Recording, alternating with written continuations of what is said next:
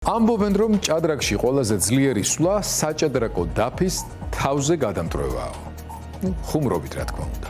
ჭადრაკი ინტელექტისა და წესების თამაშია.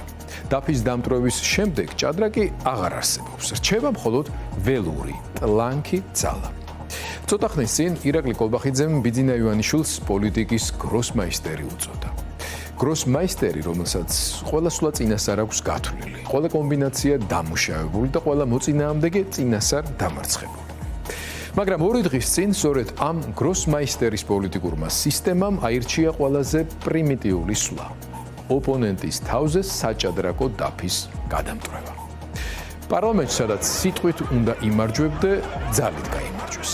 იმ პარლამენტში, სადაც ოპოზიცია პრაქტიკულად აღარ დარჩა, სადაც არჩევნების შემდეგ თითქმის ყველა ოპოზიციურმა ძალამ მოგეხსენებათ მანდატებზე უარი თქვა, სადაც გახარია საქართველოსთვის ერთადერთი პოლიტიკური ჯგუფია, რომელიც ჯერ კიდევ საპარლამენტო საქმიანობაში ხედავს აზრს.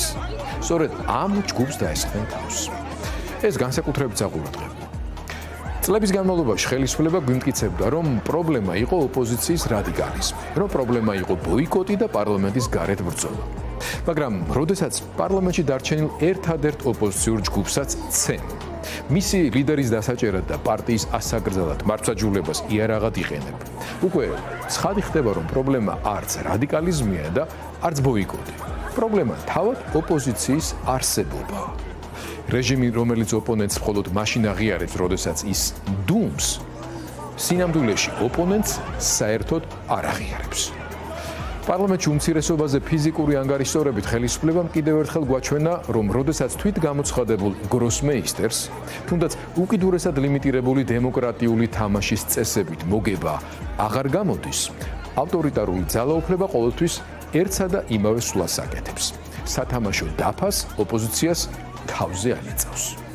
და ეს არის მომხდარის მთავარი შინაარსიც. რეჟიმმა საკუთარი საპარლამენტო ვიტრინა დაამსხვრია. იმიტაცია თითქოს ქვეყანაში ჯერ კიდევ არსებობს პოლიტიკური დებატი და საპარლამენტო პროცესი თავადვე სრულ ფიქციად აქცია. როცა ერთადერთ ოპოზიციურ ჯგუფსაც კი ოლიმპიური ჩემპიონის მუშტით ელაპარაკები, პარლამენტი როგორც ინსტიტუტი უქმდება.